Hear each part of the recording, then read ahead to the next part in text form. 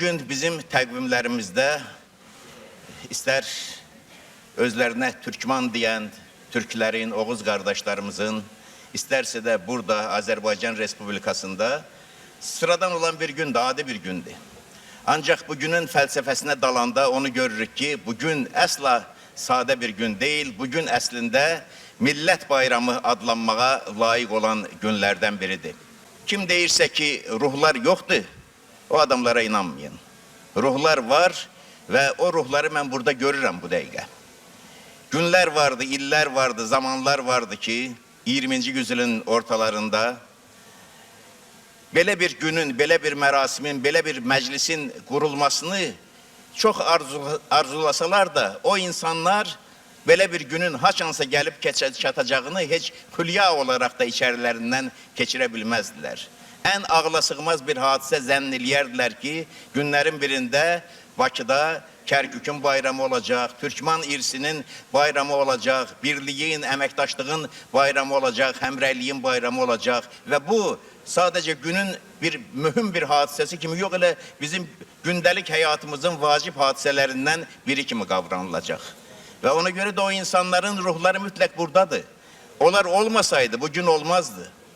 Əlbəttə ki, o insanların adları bugün içərisindən gərək mütləq anıla. Əlbəttə ki, Əta Tərzibaşının ruhu buradadır. Əta Tərzibaşının ruhu burada olmaya bilməz.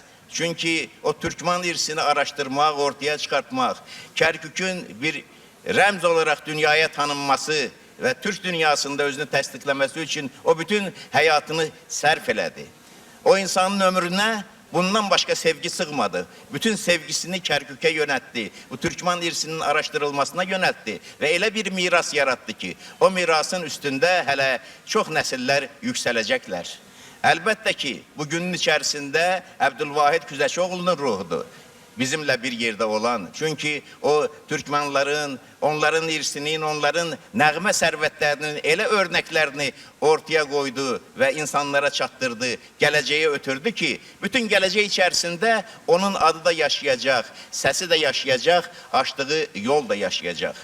Mən uşaqlıq illərimdə nənəmin dilindən eşitmişəm, hələ o zaman heç o məşhur kitab Rəsul Rızanın İraq səfərindən sonra ortaya çıxan bizim dəyərli alimimiz Qəzənfər Paşayevin hazırladığı Rəsul Rızanın müqəddiməsi ilə işıq üzü görən o Kərkük Xoyratları və Maniləri kitabı ki, əl-əl gəzməyə başladı və Azərbaycanın sevimli kitablarından oldu.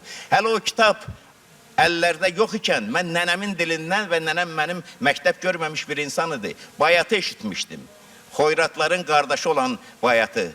Bağdadda xurmalıqlar, suda üzər balıqlar. Nə elə sevgi olaydı, nə belə ayrılıqlar.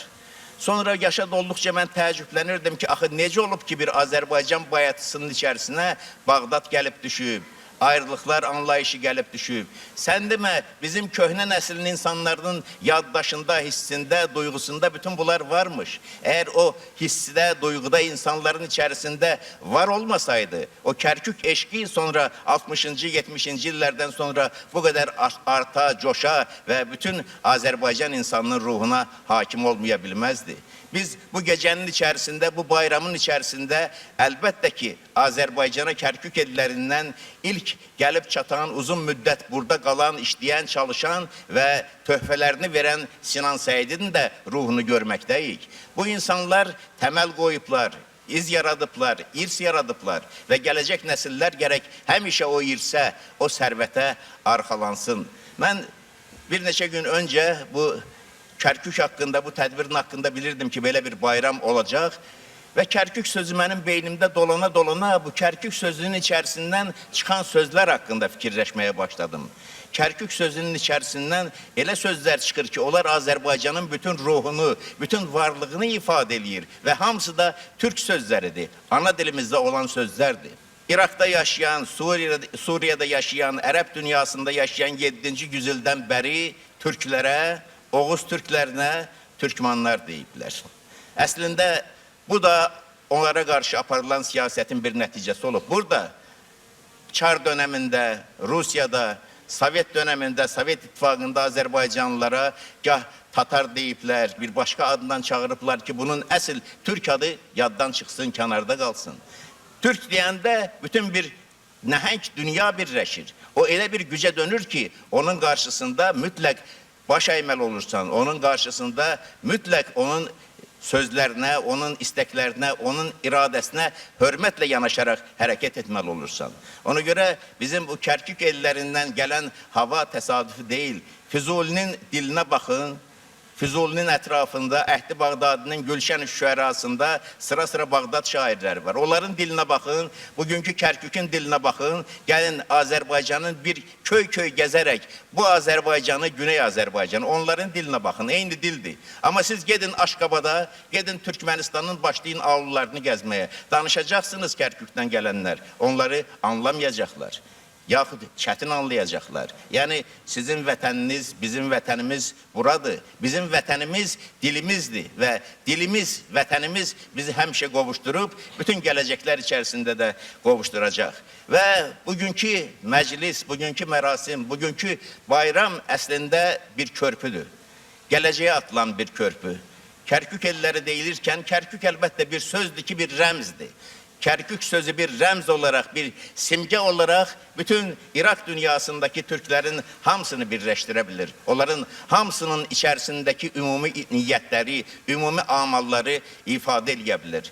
Kərkük düşünürkən həmişə insanın gözünə qabağında canlanan və bir başqa rəmz olan altın körpü gəlir. Altın körpü deyiləndə əslində bu cür mərasimlər, bu cür qovuşmalar, bu cür bayramlar, bu cür təntənələr elə bir altın körpü deməkdir, bir qızıl körpü deməkdir ki, bugündən bütün gələcəklərə uzanır və bütün gələcəklər içərisində bizim daha əl-ələ, daha ürək-ürəyə olmağımızı təmin eləyir. Dünyadakı Türklərin arzuları çoxdur. İraq dünyasındakı, Ərəb dünyasındakı, Suriyadakı Türklərin arzuları çoxdur. Və mən sözümün sonuna doğru bir vacib mətləbi demək istəyirəm. Ərəb dünyasındakı Türklərlə bağlı. 13-cü yüzildə İzzəddin Həsənoğlu'nun o məşhur qəzəli var. Apardığı könlümü bir xoş, qəmər yüz can fəza dilbər. Nə dilbər dilbəri şahid, nə şahid şahidi sərvər. Uzun müddət bu şeiri biz Azərbaycan ana dilli ədəbiyyatımızın başlanğıcı hesab eləmişik. Əlbəttə ki, ondan çox-çox əsrlər əvvəl də bizim ana dilli ədəbiyyatımız vardı. Ancaq o şeirin içərisində misralar var. Deyir, şaha şiirin sözün qığlar Misirdə bir zaman kasid. Deyir, ola bilər ki, bir zaman gələr, sənin bu şirin sözlərin Misirdə kasadlığa uğrayar. Yəni 13-cü əsrdir. Ana dilində, Türk dilində yazılan şeirlər Misirdə geniş yayılıb, bunun dinləyicisi var, müştərisi var, oxuyanı var, bunu qarşılayanlar var. Narahat olur ki, bəlkə gələcəkdə onların sayı azala bilər. Demək, 13-cü yüzildə də, elə 12-ci yüzildə də, sonraki əsrlərdə də Türk dili, Türk şeiri, dilimiz, ədəbiyyatımız, mədəniyyətimiz bütün Ərəb dünyasında Türk ruhunun ifadəçisi kimi var olub. Həmişə Kərkük elləri də bunun qarşısında gedib. Və bugün burada Azərbaycan, Kərkük elləri, Türkmen dünyası qovuşub bir-birinə, bir yerdədirlər, əl-ələ, ürək-ürəyədirlər. Bu əlbəttə ki, böyük bayramdır. Biz hamımız xoşbəxtlik bugünün içərisində.